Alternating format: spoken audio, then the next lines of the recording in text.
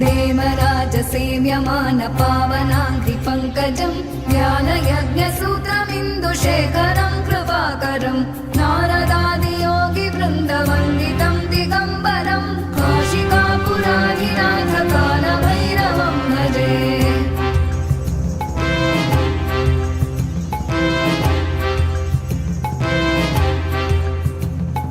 भानुकोटिभास्वरं भवाभितारकं परं नीलकण्ठमीप्सितार्थदायकं त्रिलोचनं कालकालमम्बुजाक्षमक्षशूलमक्षरं काशिकापुराधिनाथ कालभैरवं भजे।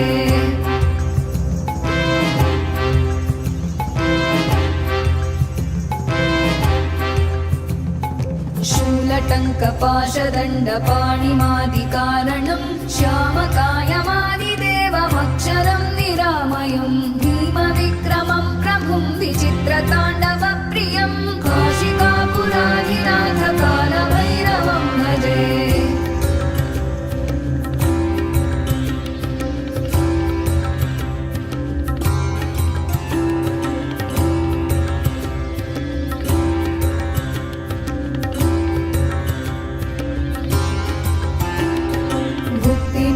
दायकं प्रशस्तचारुविग्रहं भक्तवत्सलं स्थितं समस्तलोकविग्रहं विनिक्मणन् मनोज्ञहेम किङ्किणीलसत्कटिं काशिका